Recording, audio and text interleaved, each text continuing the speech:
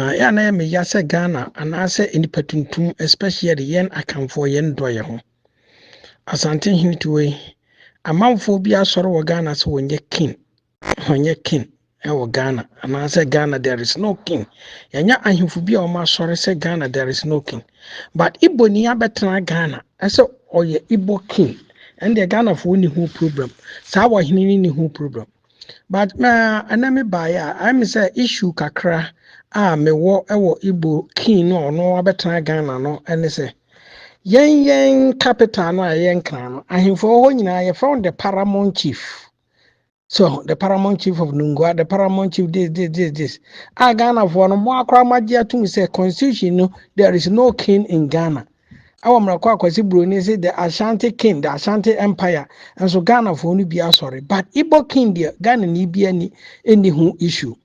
But the media, the critical thinker, may can and remains a material and send be our social media.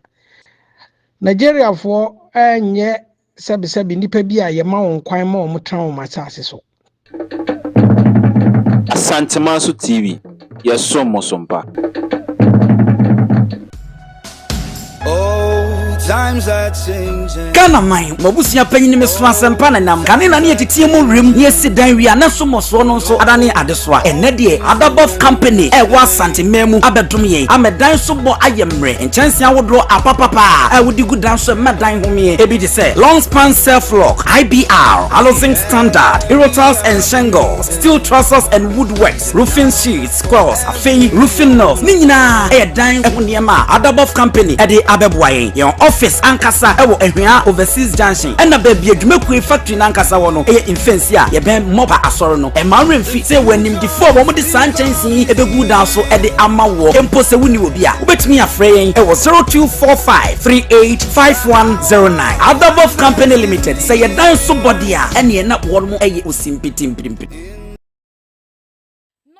no abo apa ho eye sima aduasa pepepe aha eye asanteman so TV dane da nyina yesom sompa enne de babeto ye nan so ewo ye my Ghana mu hanom sei nyina fa na nyina a tempentonkwa na enne na media no so nyina ne se eye wo hene bi a wo eye alatama mu Nigeria abagana ha ye ne nete hanom sei dada ye nyina yenim na de ababeka yensa ene sei de waya na adwene ense sei de opese ochechiri kuro ochechiri Nigeria kuro ewo eye my Ghana mu hanom sei eno ene na media ne so amankofo bi entete omo ho ase minu mienu nyina kwa minim sei nyina yente ye ho ase di machi na de ogu bia no mefa ensommo ye ba ye my Ghana mu hanom sei ya ye ankasa kwampo na asase no ye dia ene de keka ho nyina ne kwampo no etoda na wanchi bi ewo ye ntem ne ba ne sen ena ye ma obi a ofri ni krom eba Ghana hanom sei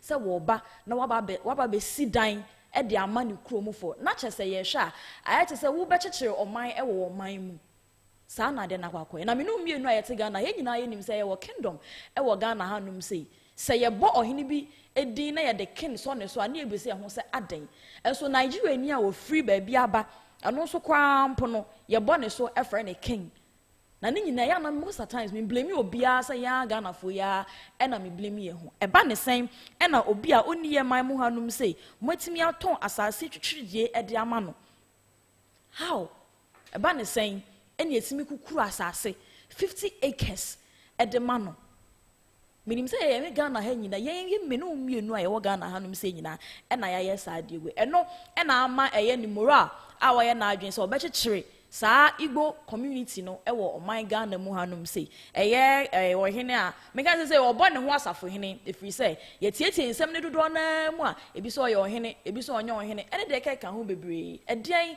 e na ekoso na impokra mpo no ne kwan so a eno no ne kwan so no na wo Ghana ni a wa hanum sei kwan betimi akọ Nigeria se wo kọ akwakoje asase na wakosi edan e de ama ahoho a o mbefiri oman Ghana mu aba ho no mana pacho sa na ya etie a yetimi emma etoda ya na me aga na for na mente ye ho ase na yetimi ama nipa na kwanya obeye de opeso ye nyina wie na afe ye kutia yen a na honom na ntokwa nketenkete asan astati make us say crampons na ye yen a enedi makotene edeman if you so free ni krom no ontimi emma hanum say no mefa asase ne nkosa ɛyɛ minu mbie no ɛte ɔman mu hanum sɛ yɛn yenim baabi asase da yɛn na yenim sa ha yɛ tɔma wɔ sika sɛ nie benya ɛnda yɛka ka wo bebre enti ɛyɛ sika ne nti ɛna yɛatɔn sa asase wei ɛde ama nipa na na ɔde bɔ ne ho asafo hene sɛ wɔyɛ wɔ hene ɛdeɛn na ɛkɔ so yɛtwe yɛ ni kɔhwɛ amaman bebraa fine yɛn ka sɛ wontumi si dan wobɛtumi asi dan wɔyɛ nim sɛ Ghanafoɔ bi kora ɛtutu kwan a wokɔ ama no ne de ade a wowɔ dan but ɛno ne nkyerɛ sɛ wokɔ akɔgye asase na wakɔ akɔ kyikyiri kuro sɛ meyɛ kuro wei de ama Ghanafoɔ na Ghanafoɔ ɛba na sɛ bi ɔmutu kwan ba na ɔmo ankɔ ɔmo anya baabi atena ne nyinaa nkamfa ne kwan pon so no sɛnka ɛyɛ Ghana edin na ɛde bɛto so anaasɛ bibisa kwan pon na ɛnkan ha adwene na wotie ne nkasa yɛ mu de ɛkeka wo bebree kwan pon na de wɔba bɛsi ne mpo no kyɛ sɛ wɔde ɔno ne kuromufoɔ ahemfo na ɔmo ɛkɔ ɔmo ka akyi na ne ɔmo asese ɔmo te wɔnom ne kwan po ɛna wɔde wɔn din ɛba bɛtoto so ɛwɔ yɛ man Ghana mu hanom sei 50 acres of land ameka yɛ 250 plots ɛna yɛde ama ɛyɛ Chukudu Jude ehinetu ɛwɔ man Ghana mu hanom sei obi a ofiri ne kom Nigeria menu mie no ɛwɔ Ghana hanom sei kwa ɛtɔ da nsase won sensem mekwa me yewu nua Ghana ni no kwampo yɛn nsase won sensem yɛ ɛna we ya media ɛnso yɛde buo ɛma de wɔn yɛ man Ghana mu hanom sei ofiri baabi ɛba no yɛde buo ma no ɛkyɛn menu mie no a yankasa yɛte hanom sei wɔsenka yɛde buo ɛma yɛ yankasa yɛ ho no ɛde na yɛde akyerɛ nkyirima ɛde ya we nyinaa kanfua no na kyese yɛn fintintan fidie no so ɛne Ghana hanom sei de yɛnte ase de nti a ɛwɔ sɛ ɛba saa na we ɛna nam so ama ɛyɛ ekuo bi ɛde petition akwakɔma House of Chiefs ɛfa de ɛkɔso ne nyinaa ho na da bi asantema so ka kyerɛ sɛ mɛkan ama yɛn nyinaa yɛn hu na daakye bia wɔn kasa asanteman so ɛna ɛbɔ ɔmo tiri mpɔ ɛbɛka asɛm wei ne nyinaa ɛwɔ ahanom sei ɛyɛ ekuo bi ɛna ɔmo de petition akwakoto ɛyɛ House of Chiefs enim a ɛyɛ sɛ ko na ɛyɛ Gabriel Kwame apia ɛna edi animu ɛma petition wei ɛde ɛba abɔnten say ɛna kɔɛ or say if he is not called to order quickly he will one day declare an Igbo state in Ghana which may cause future civil war or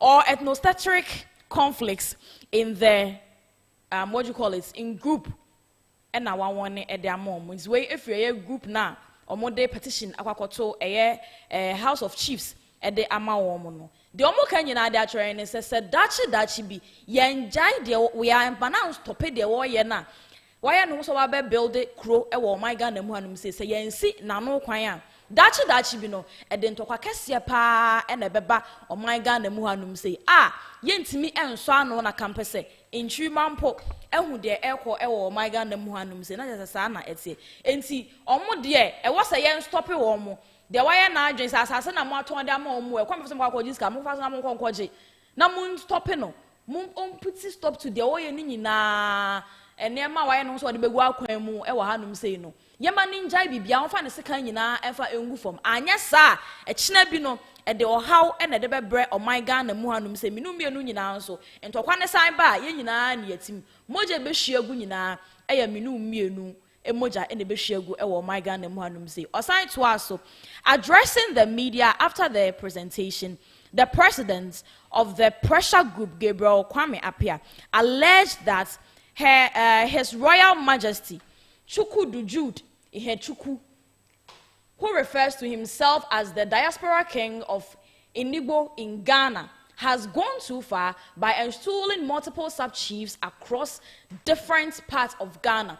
Not just say no kwampo and about my Ghana muhanum say the tia de okoso ne kwampo wa about my Ghana muhanum say wo no e na ye ehina wo Igbo ne kwampo asan ababesi ahemfo eso wo ahemfo hyehye na se e wo my Ghana muhanum say na se sa e na omuhwehwe mu omokoye no omode ababetu dwa se de okoso nyina se nka ye no kwampo nko ananka aba nkan ha adwene uhwemu a obai wasan besisi ahemfo a hyehye na se na che so ono omo e na ababedi dwuma e wo my Ghana muhanum say e na nkofo we se da bi ende ye nti ase e masa de we ensi e wo eye o my Ghana mu hanum se ye to aso a Also, this raises serious concerns about the creation of an alternative traditional leader structure by a non-Ghanaian national with authority seemingly exercised over Ghanaian community.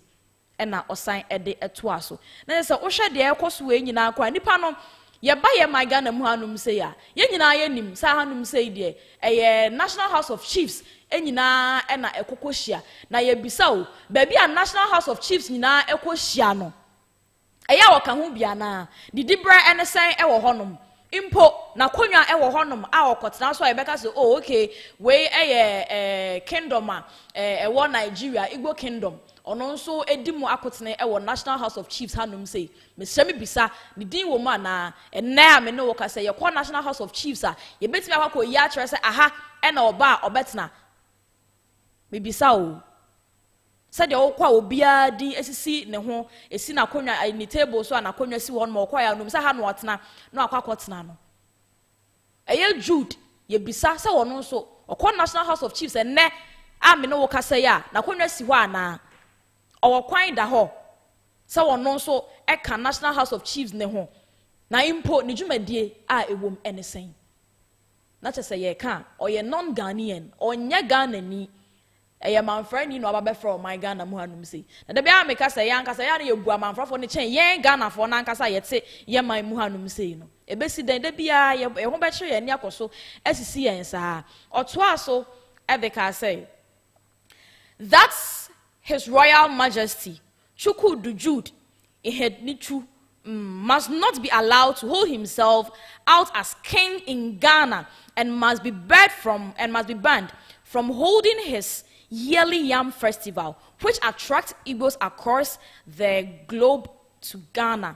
Enti ayana omo afashebi ayana omo esan ehye ko Nigeria ye Igbo tribe no and a friend Yam Festival by na ye de na adwene nyina wafa edefa ho ne se sa Yam Festival no obeye na wo ye nso a enam se wo Ghana hanum se nyina ye nim se Ghana nso de ne Nigeria for de te ba fine form ebi mo wa hanum se ye nso ye man Ghana mo se bi nso e wo Nigeria enti de Kwame apia eka ene se sa na adwene na wafa no eno ena betwe Nigeria for no dodo na aba o my Ghana mu hanum se ene wo nkrampo a o my Ghana mu hanum se no eno ena be ma otimi afa wo mu nyina nonum na ni project edan na waye no so oba besi de ama Nigeria for nko no na chese wanya sa akwan no de asi eno ena omkohwehwe mu research omkohwe mu edefa eho no ense sa ena waye na adwene ye to aso a o say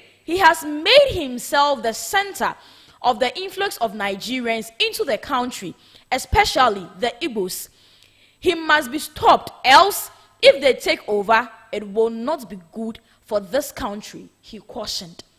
Not to say the wire na adwene ewo ahanum say eno ena wode to aso ede aka say de wo ye ni nyina no ya nhwe ya fa ye nan ensi fom setemamufo na ya mani free ne man mu honom eba chichiri kro ni say kim de besi wo my Ghana mu anum say no menu mienu na kro ni e de ampo no me ka me cho say anka ye nkom enti animu ya omo petition no nyina ne say de wire na adwene say wode eba beto eye oba be ye no Ghana hanum say no kro no oba be chichiri no animu ya no yempa bibi enkantre no na wonjai onfa ne sekan ne na so enyina enwu fom ene da me ne wo ka say anya sa dabi o my Ghana ye hu be chire ye papa ayeye bibia fa ho a entimi enye yie.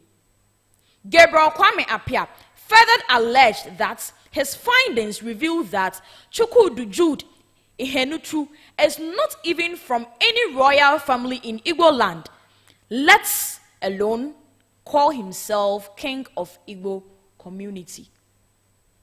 Enti ekuakuo na omode petition akwakoto House of Chiefs no womo hwehwe mu a omo san ko hu ye edeka ho kwampo ene se ohini a wo ye ne ho se wono na Igbo hene wode bo ne ho asafo hene wo my Ghana mu anum sei na yanso ye mu bia gi na dia gi na tum no omo ko hwehwe mu ne kwampo no ukọ Igbo kingdom ha kwampo na ono onfiri adehyabusuam na mitrema ontimi ni ade ema no nye ye ontimi ni ade ema no nye ye onfri ade hyabusua mu enti eba ne sen ena obo my Ghana mu hanum sei ema beka kire yen sei ai oye wo hene na wo ba be ye project e wa hanum sei a yetimi akukuru asase e de ama no omko hwehwe mu no ukokro ni ma oni ade ema no nye ye enti sa ena aba beto ye nan so e wa hanum sei according to him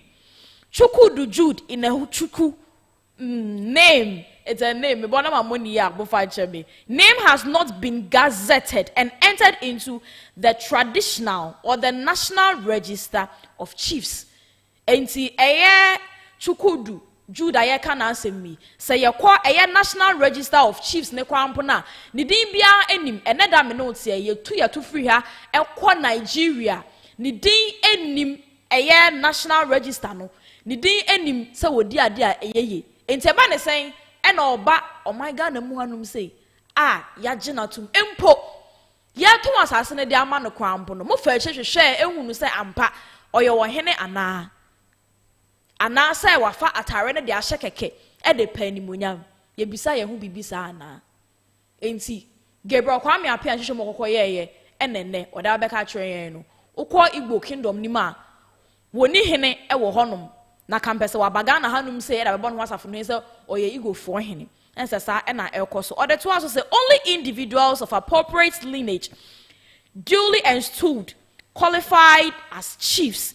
If he was installed, was it as a full chief, honorary king, or purely ceremonial title devoid of any stool, right, or authority within Ghana customary jurisdiction? He wasn't bisa editor hono. It is also your hene ampa. Na hinie no eye de hibia. Yesi ne hene se wono e ne be ye hene afebo. Kopem se e de be so. Anasa ne bebe so ama na etu le fi ade so. Anasa be ko ne kra achi na obi foforo a wo honom aba bedi ade no. Anasa ye de ne tu ekuo bia no se okay wei ni ekuo a woda ano se wo ye wo hene. Ye de bibisa eto honom ana. Eno ena ene ye bisai na chese wo hwe nhwehwemu na bibia sa eni ho enti wo hene a wo free alata mamu aba betna Ghana mamu hanum se ya yent mamu fo e wa hanum se yen so ya gina di sa wo ye wo hene na yakukuru asase 50 acres e de amano na wo ba be ye ni project e wo my Ghana mu hanum se na e ya yan kase ya na ya adwene te sen e ya na te sen na adwene it's a saying. Cause on no oba no. Wonim se oba hanum se ya aflawo honum no obenya asase bi e wo honum. Onim se obenya asase bi ya menu mienu ete Ghana hanum se ne nim se asase da aflawo. Ene akoton de ama no. Abusanfo obetime afre e wo dwumade so na wo de wadwenkyere aba e wo 0244961189 0244961189 enti wei ena ababeto ye nan so asese de ye nyina ye yese yempene ema saa de no enkoso ewo ahanum se na ewo ninsem mu no ode ensem bi atudwa ede fa sede opese wo ye ne nema ewo eye Ghana ha ene ni project na oba besi no eni da so benka ne se eni so ade hunu a waye ne ho se eno ena wode ebeba eye o my Ghana mu hanum se ama Igbofo no ode ebi atudwa. Igbo has got a very rich culture that must be encouraged. He believes the past and present leaders from Igbo as a nation from the Nigerian state deserves more. The father of all projects on his mind is the establishment of the first Igbo town in Ghana and of course the first in the world. If you look around the world, apart from in Virginia, they have Igbo village in Virginia. They created it by putting the antiques, the antiquities of Igbo there. You can come there, kind of archive of Igbo. But I'm creating Igbo village, which has never happened in the history of the world among the Igbos in the world. As I'm talking to you, I've acquired 50 acres of land, that is 250 plus of land along the Flower Road, that is at Old Ningo area. But along that road, it's right on the road. I acquired 250 plus of land. My The reason of acquiring this land is to build Igbo village in Ghana. I call it Amandi Igbo in Ghana. We'll build a village where we're gonna build the palace of Igbo there, a huge palace.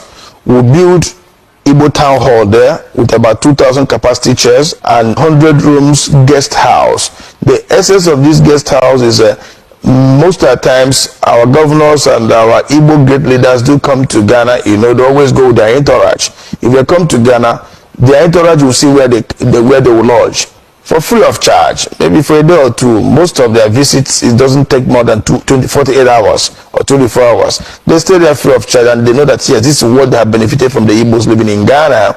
Again, our people that have accommodation problem and all that will come there at least for 2 or 3 days before they can get a out of the country, or those that come into the country in one way or the other will have accommodation of 100 rooms guest house.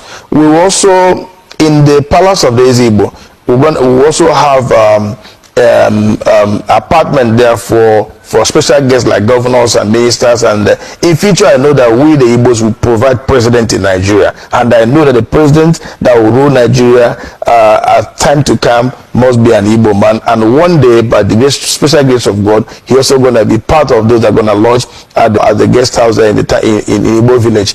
In that Igbo village, my good brother, what I want to do there is we'll create streets there. We'll create streets that will represent the names of the ancient Igbos. We'll create the streets that will bear the name of Sambakwe Street. That's the ex-governor of Imo State. We'll create a street that will bear the name of Dr. Nnamdi Azikiwe, the first president of Nigeria.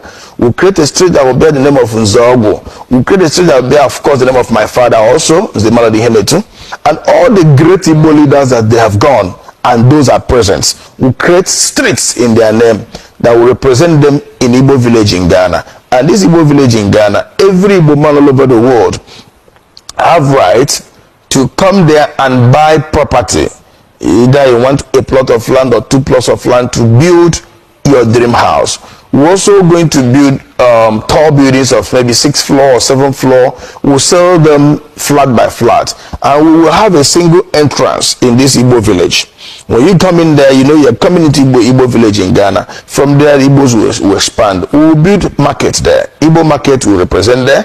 Igbo school will be built there. We will create transport section there also. We will create what we call Ezigbo garden. In Igbo language, you call it Mbala Ezigbo. Ezigbo garden meaning where we create about 4 plots of land. We use 4 plots of land for that, for Ezigbo garden, where we're going to plant yam, plant all the trees, all the leaves you can get in Igbo land. Okwa, ube, akubeke, mtoroba, oha, we're gonna also plant yam there. We'll plant ube there. We'll plant all these things so that at the time of New Year festival of Igbo, we'll go to the Mbala there. We'll go to the garden there to get our New Year festival. In there, you see that yes.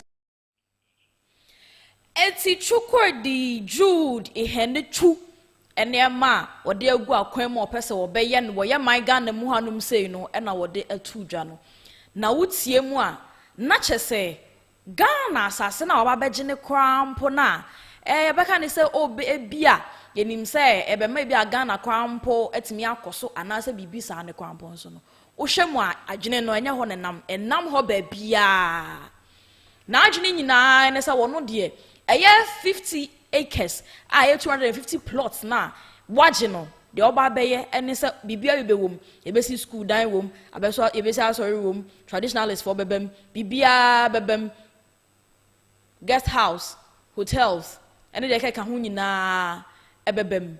Na me de okan ya afi me teach na ye ne say obe creative street na street ni nyina so no wo de na hemfo a omo enyom ba bi kro ewo Igbo kingdom no na eba betoto so odomudi na eba betoto so streets nim no say bia upia bonten na be hu e bia kwame upon street opariado street ene de keka hu ni nyina no ono de Nigeria for de no na odomudi eba betoto so omo awu kon na omo te ase no ebe ye ni enti Ghana ni ebetimi atu kwan akwa amonone akwa akwaje asase akodi sa adwuma we wo hono mana You bet me I decide my way with her. It was for my main MPK me free. Hello. Hello, yeah, about good evening, so good afternoon. Good afternoon. TV. Santa Mazu TV, Medimoso, I'm a program I'm about to wear Igbo Kina in Hamza. The critical think about Jana and medical cry who or you, meaning Sabia Modu, remember Mubia. Na on some penny for say it. You know about when you know you trust any in castle. So that if baby and all the wabucha or more from Nigerians, or more from Biafra. Because when Nigerian, you see Debbie, or Biafra. Mammy, that is secret. You will say Ghana for a moment when in South Africa for Cuomo, Edgewomuko, Kenya, Uganda, East Africa countries in Nigeria for. So Ghana for anymore. These people run a Biafra war, the Ojuku and Gowan. Eti one way any pabia, all the time Ghana no, all to tons say on the community, na Igbo from when they go back, I want to mean penetrated that community. Would have a baby or mature or doors on Okrano, or my violence, I won't obey you. And you know, why I don't see that the reason why I Ghana penny for Sikadie, Naya Trans, Sikadie. I'm very, very sorry. You can't tell. You're not and Janice had a demand you. Now, I dare me about when I said, nah, you and California. Yet, you grand California, bet you on. I'm on my Ghana in a sense and California. One massive in Nigeria. Nigeria. I'm now one up for the I go to history and I'm fancy for. And they are two for one more.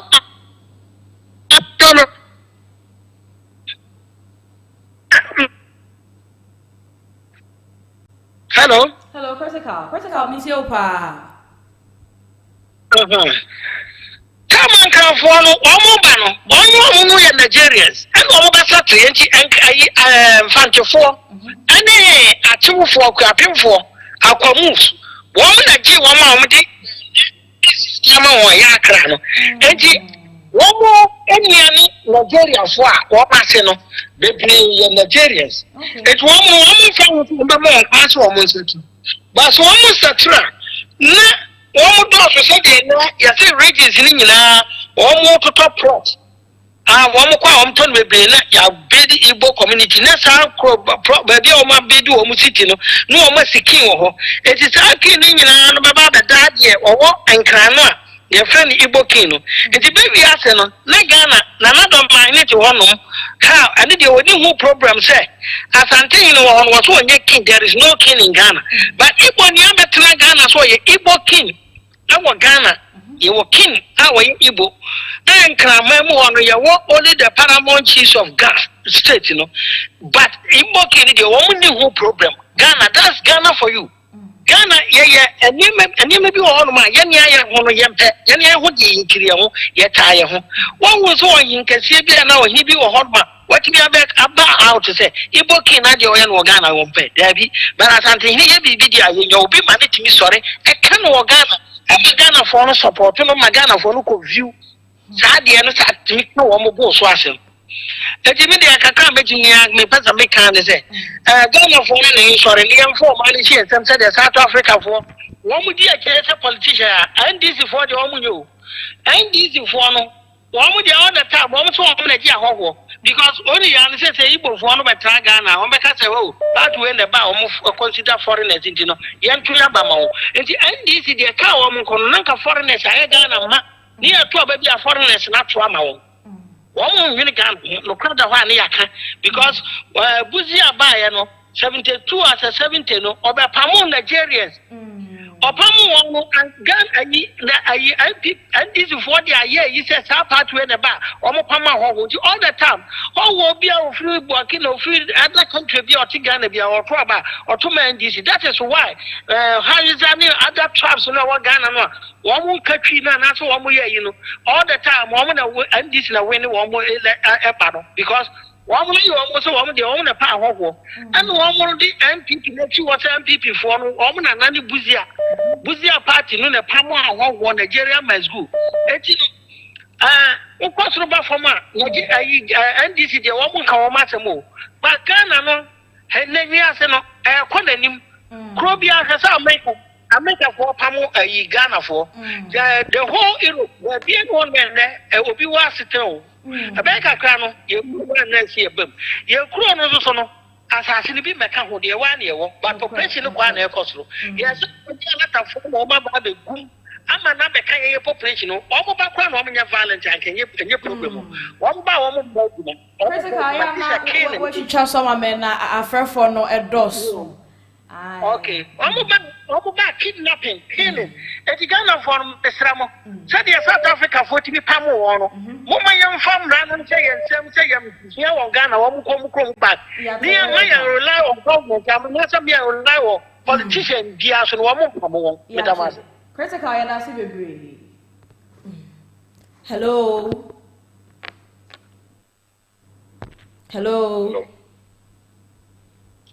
Yeah. Hello, more about TV. It's your notifo. Imamuni Eduma. Ghana and penny for any Ghana 42. Yet, and you may be a diagra.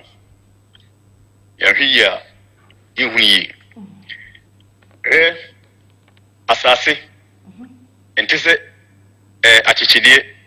Aye won wa usa wonyini no na o yekesi nti wose ne case na oshimu no ebe kesi se de wotie se de ye to Ghana hye ba bia ni Togoda Burkina Ivory Coast eda no ani population eye 1 million ane ye drew over 30 to 40 million assassin bi meka ho assassin bi meka ho na yasai atwabi e de ama oman bi sum nipa se enum ye omudia ehu ade na ye ti ho ye Ghana ni a sum na mo woni mre because men tell ka se oh e yen kan asase entum fa ho wo fa ho pa papa Debi American say we say Ghana for ye pe obi abona baso nanka Ghana yetima kai nipa no abrebia ke professor Kofi Abrefa Buzia metine so a ma sori isan say senkenya wono a minu aba am say kasa mre ya me no ti hoyi nka Ghana ni fo nka yayira wo Ghana kasa mre ka Nigeria fo na dominity o man nyina mu ka Ghana fo ayira because so be kaya minim we yes die but ene so what asemi say oh alata store titimire mu no o mu na yes stores eti o mu konka Ghana na eno na buzi ehu enu say no won hwe ya emire bi e wani mu no me ma de hye Ghana for no o ma be ye nonko o man mu it is hard ya mama agogo yinako na ya lata 42 ntia na waye ID card ama ne nkrofo me maame ne me papa ID card me maame o 96 years now ne ID card ne be humi o de kire me da me papa de ye kire me that time no buzi ya ID card asema me kan bia wanyini bia o tie no even panifo bi wo kwa biti ase a ebi omu de omu da so ekipu anase eyira akura na oye bi okai etika owia na fe o ba back ya o ba ase hoho a wo ba untimfa ho emfra Ghana ni eno abuzi aye no ebesi ne NDC for da so de bo buzi atiri so e de bo MPP party tiri so se omu de pama hoho nti won pani kufo ba no omu de the same thing if you do what so ba sa no de campaign tia no o ma pani kufo ba the same thing ti kufo be twa 8 years on pamu bia but you hear o man dia you say okoso na hoho a anya hekura no oh ahoho e we community ye tikuo oh bia asantemanku abunfoku nkranfoku e wo ba bia lemom se me kwakoto asase wo man mu atechire me community die enya nokure e basa sa o man kro no hwie because na o man no nipa bi apranse be jefunzem because nipa na o pesa asase no hwe the background ko ne ko he nti isu ene ne ban etesei etu gidi se ade na odi ma no odi be ya de pa na se odi be pe wo so na atena ha na se udi kai adwini ha na se ogini because the whole world Nigeria for me say talent de kra enyowa e be kun talent kra e chiwa boni ho ikun ko he de mo ti woye na Ghana yesoso e boni so ho ni Ghana ni asemu a na ye jai ho ni de Ghana ni atun ti se ni po be to asase wo mamu a se ono be chichi community hwe ni ma pa wo de tun sui obobo so ye Ghana ni a e so mo yem show we Ghana ni a e so mo yem show e say omo be take control over mind.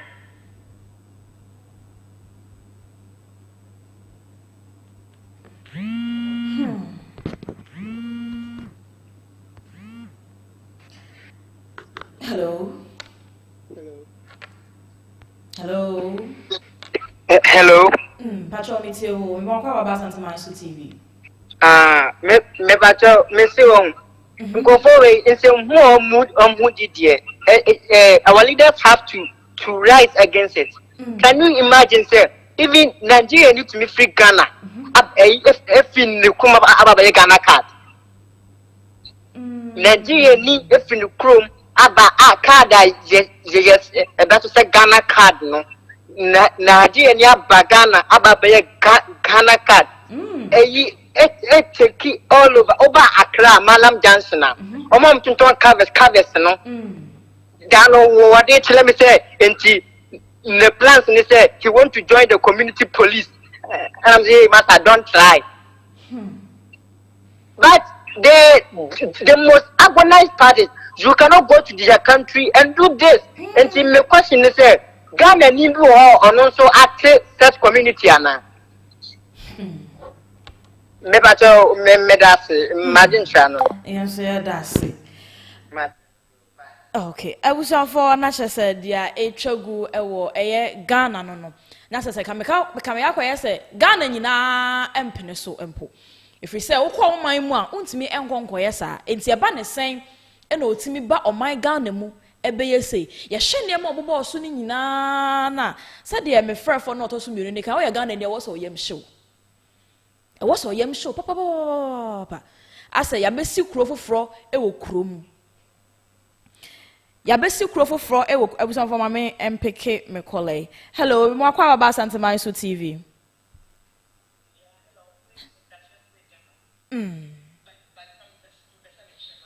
Me pacho mate kwai da hopa. Okay. Me pacho Nigeria ni yasem Igbo ni nasem na mpese kakakra. Okay. Esi me share Ghana no, ye mpenifo no ye youth na bro. Omo ye o man na bro. Special NDC for no. Be brenya Ghana for. Okay. Into omo ni ma ema o man no. Na so what timaba wo man a sabi wo bi fi Nigeria. Etimi aba wu krom. Eso what chire empire. Na eya na esim se emma asman Ghana for ma so no. Ye na yes original. So wo jo man na de bia emma no gina emema no enima de krom ye weak because bebre wale Nigeria for bebre no mo twempana enti aba se ye ka asam no pa na ma na nsori anyina na ese mema no na fight ya tant ene ye enkosi ada because oma wo Nigeria omo mpana fatitim enti se obi ne mpana na so ne girlfriend wo no ye Nigeria ni a wo fi se ye ka asam no be ka magana ni oh ade e koso o man ni mo no yenya ya hogwa ye kuta nkrofo krata o aha no mo no ungasa me ye eyi eklobani enti no de klobani wo ye bio da bi o de oku buza for na what if you grow so oh Esin so baka ye ja o minor the sense say ye nimpanifo bia wo. Eti bi de mess frank to jegu from say otufo nana emfa ne nansifo. Because ye keka ye sen kran as ni wa latafo. Enkranfo ne go no mo ya afofo. O mo bekutia Ghana asante. Ayi emrofo no kofa ayi fo mo bekon. Ghana for house ani nyina no emrofo ne kofa mo bekuti asante. Etinye Nigeria for ne bekuti asante. Omo ne bekuti Ghana. Eti san krofo na sa ba wo man ni mu ni ahwe president wo no teso no wo yi na ni say fiu because of politics inti. Eti ye mesim say ayeso man no mpanimfo no do mo na sifo. Ni anga san krafo enkrafo no mo ya hofo e no mo ba no mo benya ba bia atena. Enti nka wo hwe mo anka achemfo akuapemfo e na mfantefo no e na nka land no nka yi wo mo dia.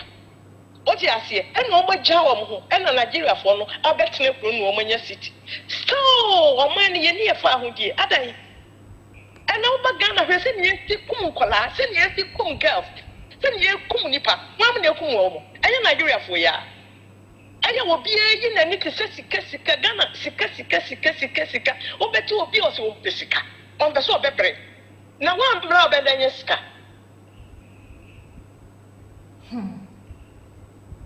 ya samo okay na sifo ye ka che bi be sa asante ye ka because me ka se wo mo to plot ni bi wa asante region because system regions ni nyina ye so mo to land ni bi wo eti se mo betra ba ho to land abrochire wo betra to land wa abrochire aha wo ya da ko to land o ko to land ni wo he I see so mo ye nkola o mo ye nipa na bro we Ghana fo bo asesa Ghana fo timi nam so sa ba bewu ho wura Ghana no be sikani ho ewura Ghana okotu galamse Ghana ni okotu galamse ye beku no China fo begu ye kromo se ye so ye japade Nigeria fo tourist we mo begu Ghana etu galamse Nigeria fo we mu nyina aka na Captain Smart te ho en sama kese no work what in your papa G crowd that show tea?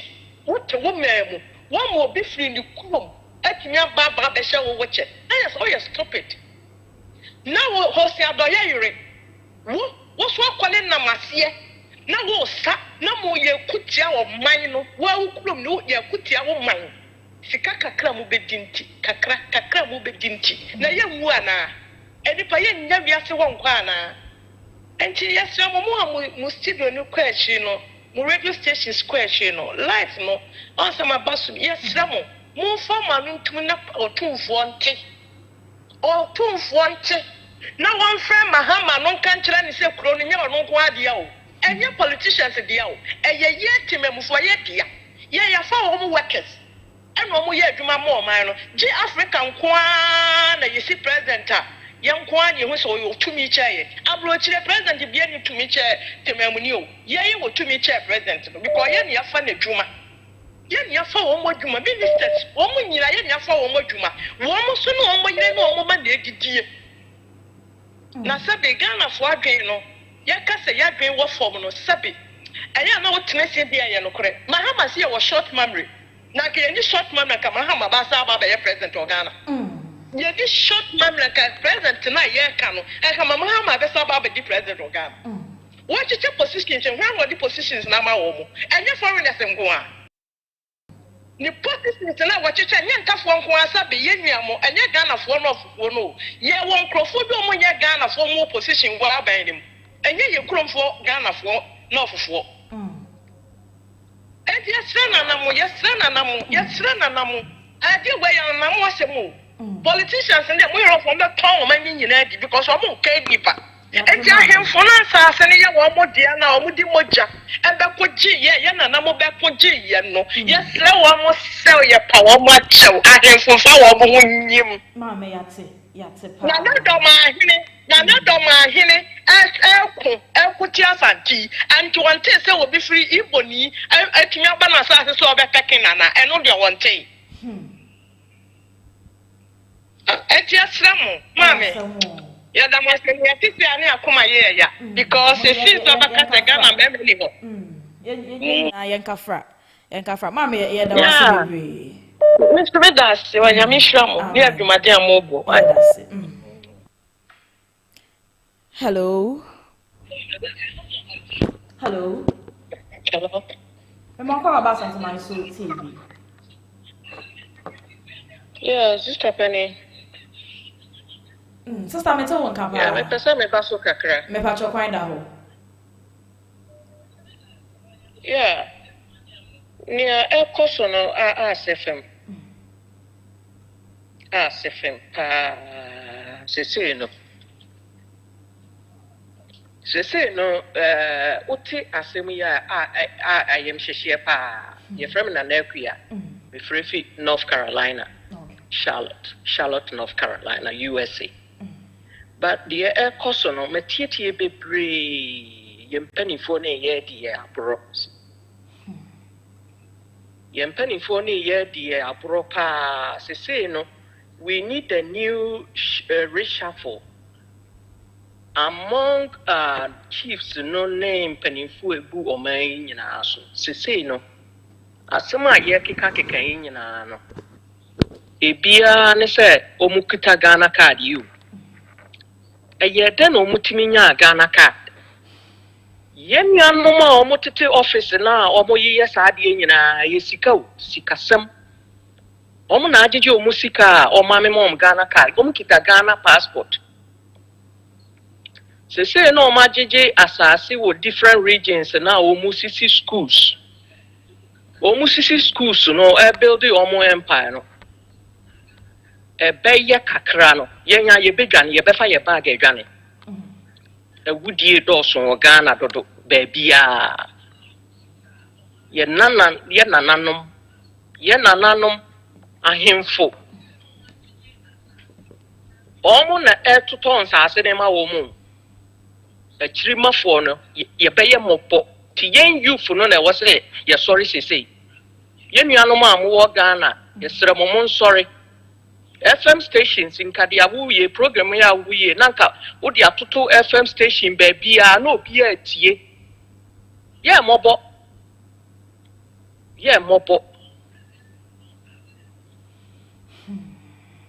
wodwene wo a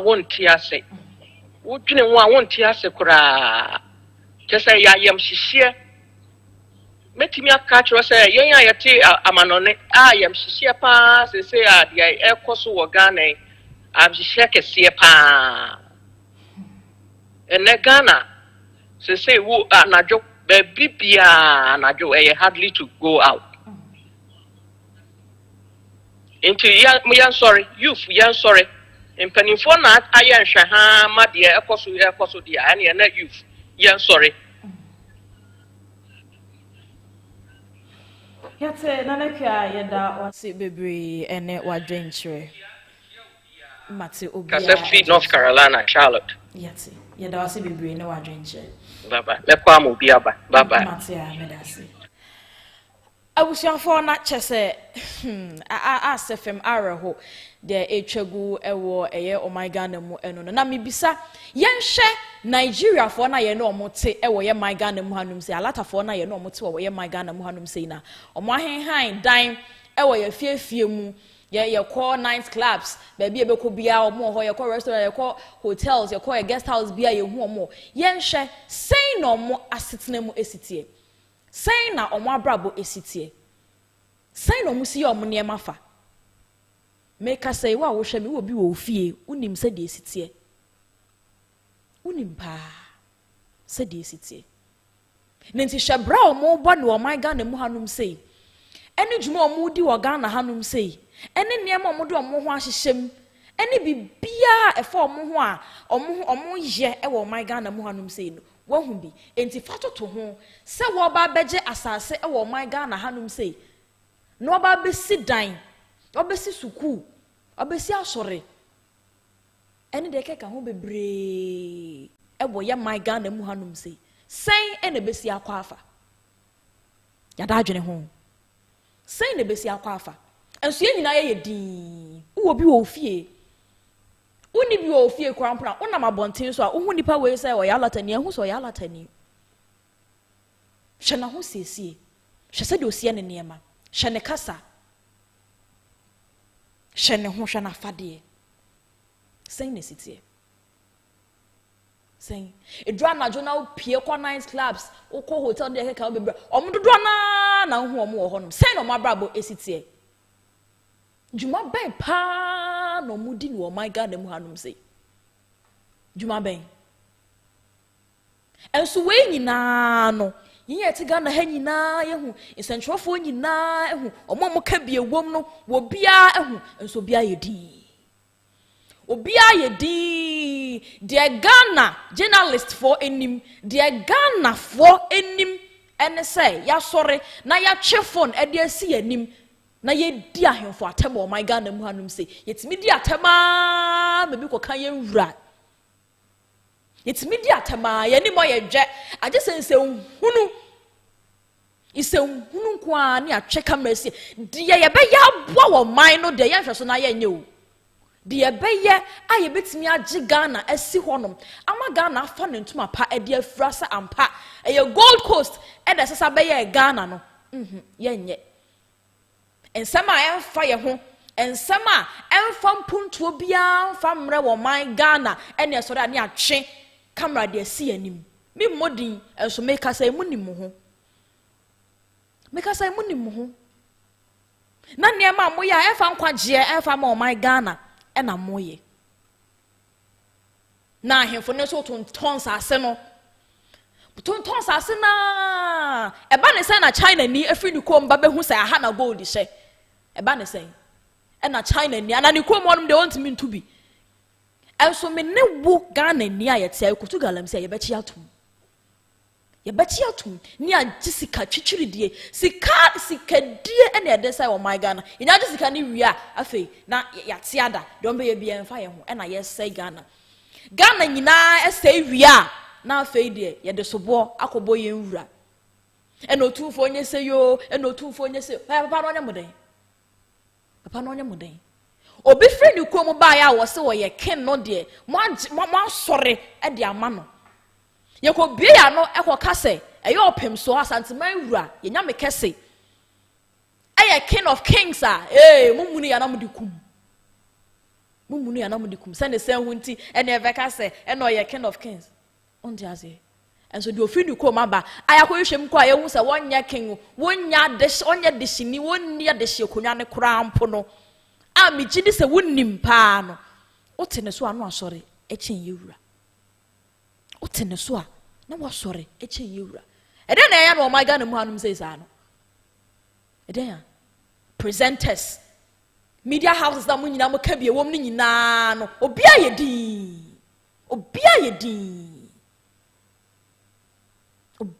yedi ebusuafo mamemfa me frefui Hello.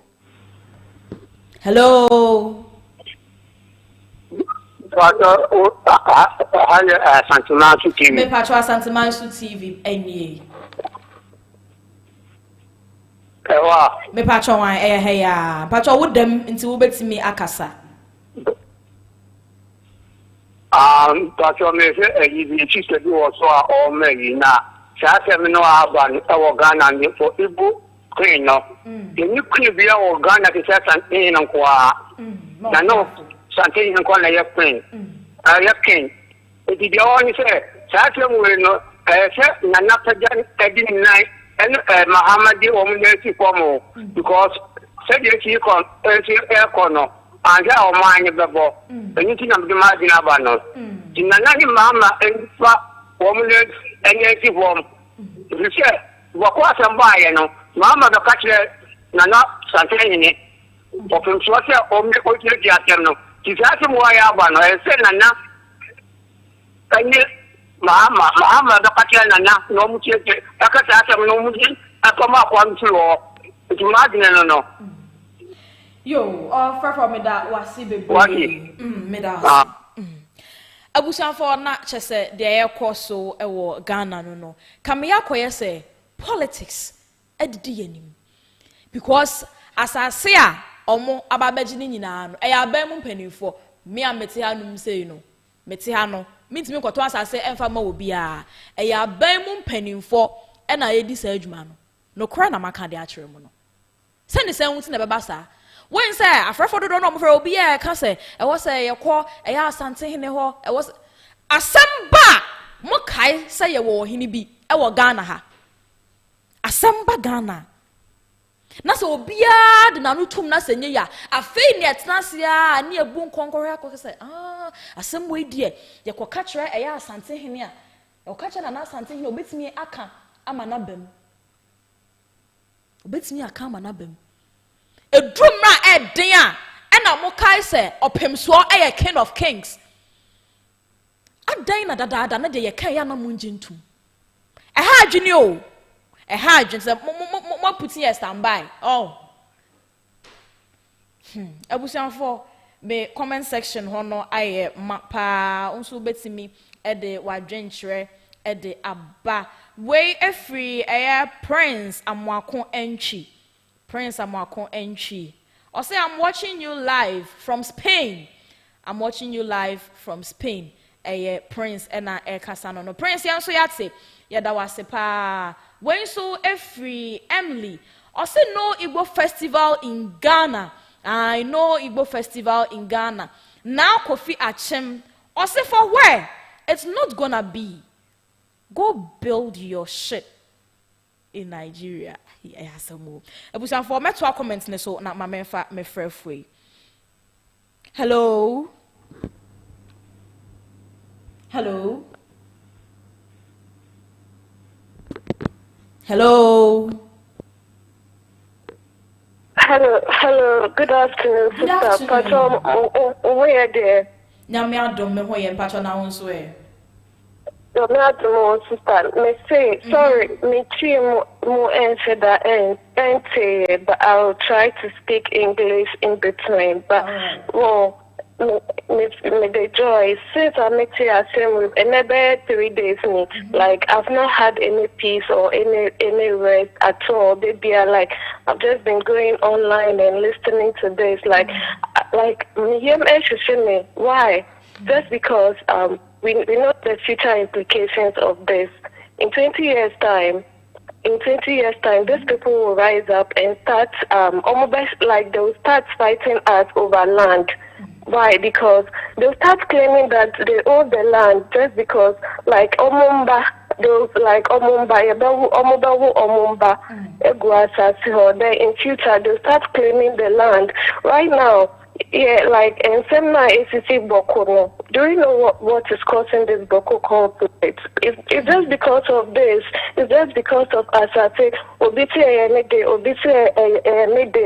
like. It's so sad. It's so sad. Like for right now, like we the youth, like some of us say, we don't know what to do. Like what can we do to help? Like what can we do? How can we push this agenda? Like this is what we should be asking ourselves. I say now we are online. Like we that's what to say. Like I'm not in Ghana. I don't know what can we do. Like as a Akasa, yes, we are talking, like, what can we do? How can we push this agenda? It's really frightening, seriously. Like, like, there are people that we know how they are. One, they so proud, so arrogant, like, it's like, if you know, like, if you know someone, like you cut the grass from the roots. Like so, it's better we identify this at the beginning. It's better that our leaders at this stage, our leaders should better rise up. They shouldn't fail us. So we have only one Ghana. We have only one Ghana, and the Ghana say, yeah, where are we going? Where are we going? Please, let's try and push this agenda forward. And Ghana, if like our Ghana was spoiled, like will these people have the chance to come to Ghana? Please, let's try and protect our country. Please, we don't have any place but Ghana. If there is a way that we can push this agenda, please let's try and push it far. Because as a media houses now, I haven't heard any media house. I've been monitoring this on my phone. I haven't heard any media house. air this. And that's this YouTubers. In fact, you guys are doing so amazing. I hope you are able to push this agenda very far. May God continue to bless you. This is the small, my small input. We are supporting you. Okay. Be the diaspora, we are supporting you 100%. You have our full support. Any way that we can also support, we are ready. All right. This is the little contribution I have.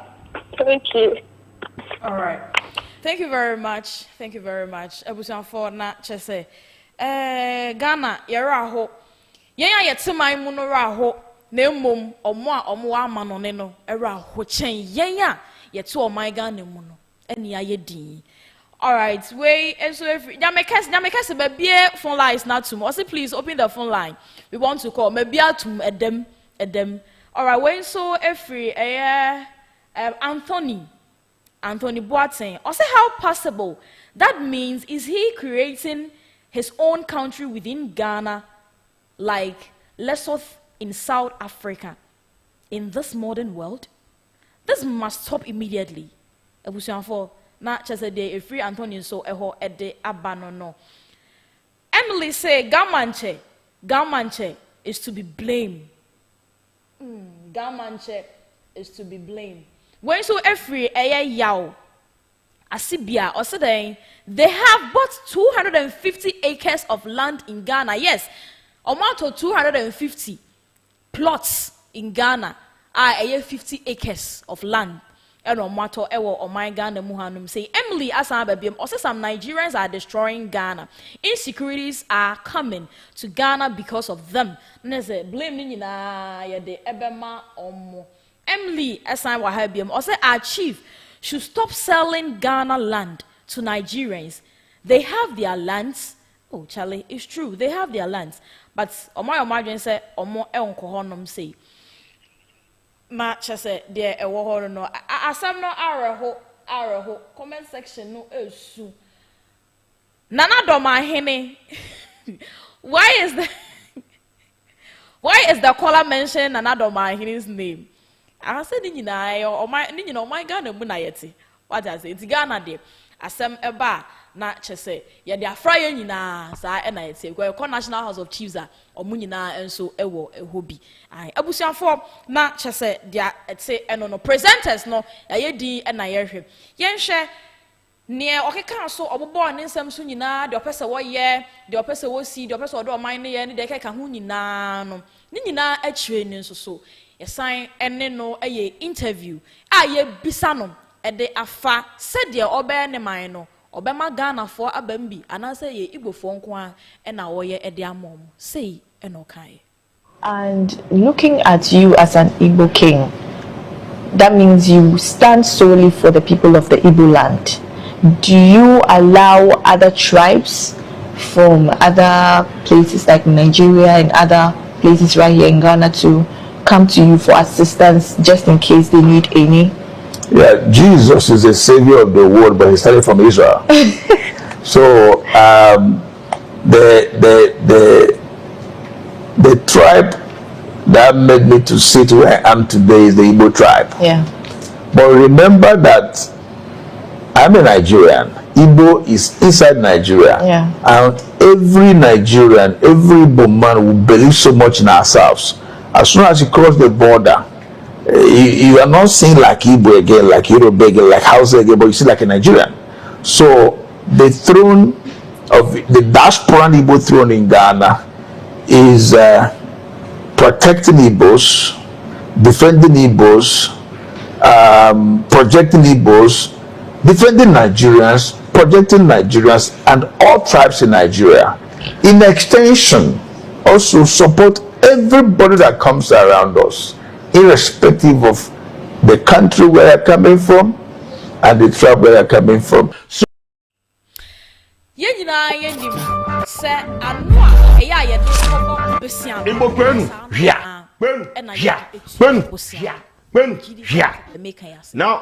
and gentlemen, there's a problem. Before I go enter into this story, Obia, free baby, ya bejeno, so free Ghana, so free South Africa, so free America, so free once I banned it, ya bejo. ano a edi nchine di mako na no a ene dodomu ni na make achiro so what did you kan oh irrespective of baby a wo free obaye bejo yentna ho no mayenfa wei ena adayen na yenje no what's the bia na mahama ka chere say Ghana ye was short memory eya na mo ka say wo boa me nya politics but me ka esi asem so o say Ghana ye was short asem a wakan emfa ho say pani bi beka say oh okay sa na wakan tie ne o be di na no asem tie ne ekukura asase de ama no asase no mo ton de ama na mo kona mo koji musika if we say Ghana mamu ye say ye mpene e ma sa de no enkoso e wo ye my Ghana mu hanum sei sa e na Ghana ye kan e de a champion for no e be si na me ne wo ka say me no mie no ayese ye nim nipa kora wakwakoto sa 50 acres of land no e de ama eye Jude a wo ba be chechire Igbo kingdom e wa hanum sei no me nim nipa kora oton sa asase ne ma no me nim aban mu mpanimfo mo tena ase e ton asase no e de ma no me no mie no etam se ye kɔ ho se kwa pasa nge be ka chire sa asase ni ho enso obi free ne man mu aba ne de ye nya daje ni nipa na tena se sika no be di akosi sen na mo ye bi kora ya na mo dwene ye nchima ne ho ana dachi bi no ehe ne ebetena dachi bi no ehe ne beta ebe kakra na afei ntokwa ene wanchi na esen ba na civil war ne esen ba be ye biem ethnocentric no na ya hyase na ye kunkum ye ho saa ye nso atechire ye man ne okura awie adan sana ye tete yen sana ye twe nchirima na nsase a ye ton yi nchirima a ye ba no omo be ye den ehen e na omo betena ehen na omo do omo ti beto Ghana ye te anum sei no efri nipa wodi kan eba besi nipa wo twato e wo my Ghana mu hanum sei no wo bia dwene ene de ho menu mienu nyina kwasa na ye te obia dwene ene de ho yentna se ene ye didi amebia ka na de ato ho na ekine bi nchirima nso ba omo enso aba bedi bi ye de difu ene ye tesoro honom na ye ene ye wase anum sei no so ye blidi abusanfo we nyina emfa enko emra no meka choro se amanonefo ne kwampo yen ye ho emmobo nanso amanonefo ne kwampo de omo aye mobo echen ya ye te oman Ghana mu hanum se omura ho papa eti we enam so emma eye ya Sante Manso TV and ye callers ni bi at the voice note at the ebai say ni mu nsem nyina esietie. It's been an issue our Ghana say Ghana panyimfo no atwi yeni abuya ye se de ohuye na ya na me ya se Ghana anase enipa tuntum especially yen akamfo yen doye ho asante hintuwe amamfo bi asoro wo Ghana so wonye king wo Ghana anase Ghana there is no king yanya ahimfo bi o ma soro se Ghana there is no king but Igbo ni abetena Ghana ese oye Igbo king and the Ghana for any who problem. So wa hini ni who problem. But aname baya I'm say issue kakra me wo ewo Igbo king no abetena Ghana no and say yen capital no yen kan no ahimfo ho nyina ye found the paramount chief. So the paramount chief of Nungwa, the paramount chief this. Ghana for no more akra magia to say constitution no there is no king in Ghana. Our Mrakwa kwasi Bruni say the Ashanti king, the Ashanti empire, and so Ghana for only be sorry. But Igbo king there, Ghana ni be any who issue. But the media, the critical thinker, may can and remains a material and send be with social media. Nigeria for ye sabi nipa bi a ye ma won kwan ma o tran o masase so. Here the whole Africa country be especially the Igbos no woman kofa the Gowan and Ojuku war no by Ojuku and Gowan war no sa Igbo for na kofa by sa Igbo for no na ne wo mo shift betan Ghana no enti yempanyumfo si honom yempanyumfo eya aban na Ghana for some man sorry na man fan PP ni NDC anto nchen a NDC for the one be man kwan because St George according to sources no yes we nefa Nigeria ni Sharato say no mkofa no ba and ye nyina te say yes ne fine Nigeria ni na ne fine Ghana ni Sam George cry dem matise so ya kan ayi ba anya no ne hia Die ehia ne se yanwene ye man no ho se obi mmamegi oman no emoso because eba wall a yentimi ni ibofo nko se munim ojugu engowan wall a wo mo san krofo no na ye bombo no enti ene da ya enemre ya mu a wo mo nyan anji hini no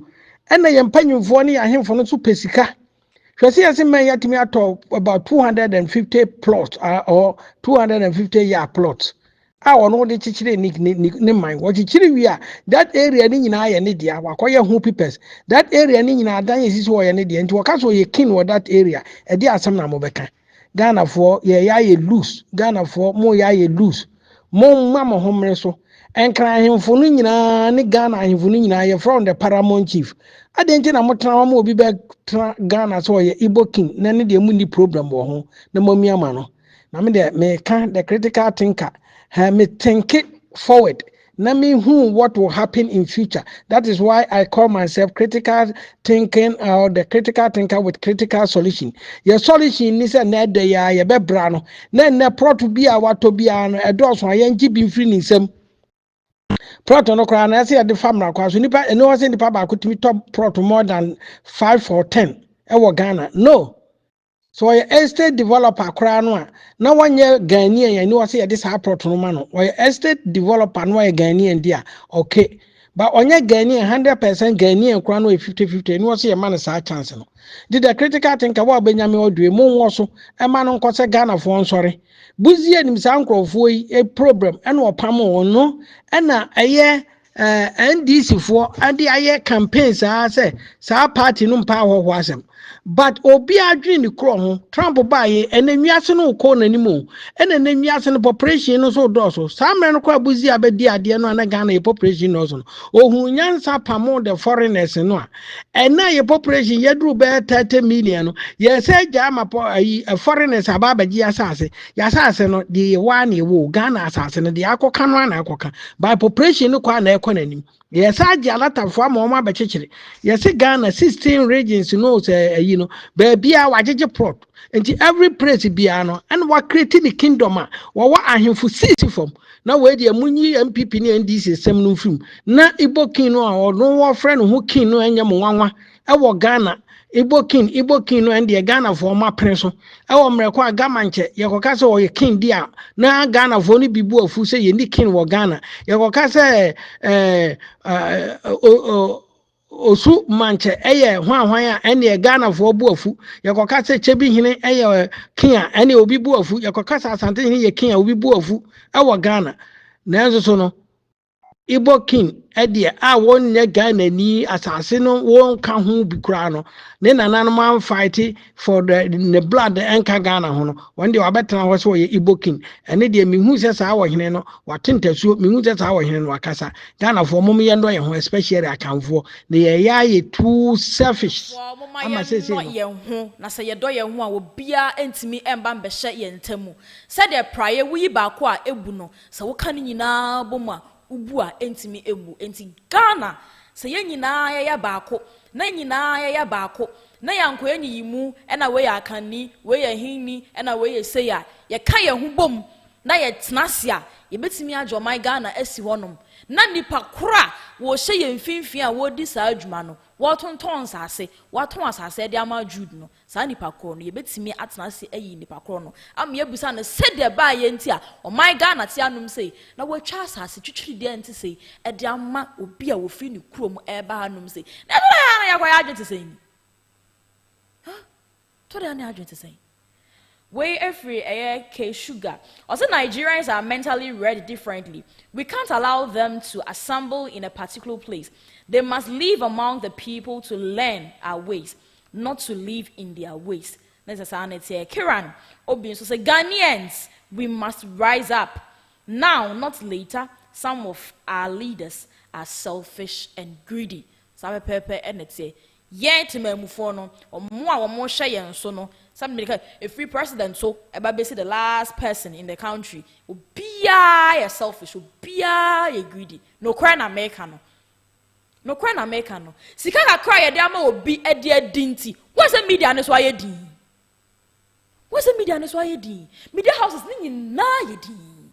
obia ni ho asem we baaye wa sorry e ka bi e just say ohunu de aba a eni kwan say ene opem so de convoy nam ha ena we ni we ya de say man aje de yan suma yen de ye betena se aka apai mu no kra pense mu amaye hu say enkrofo edi Ghana man ni nya no na ye betena se na ya gye o man na sense ho bie mu no mbu eno de ye nye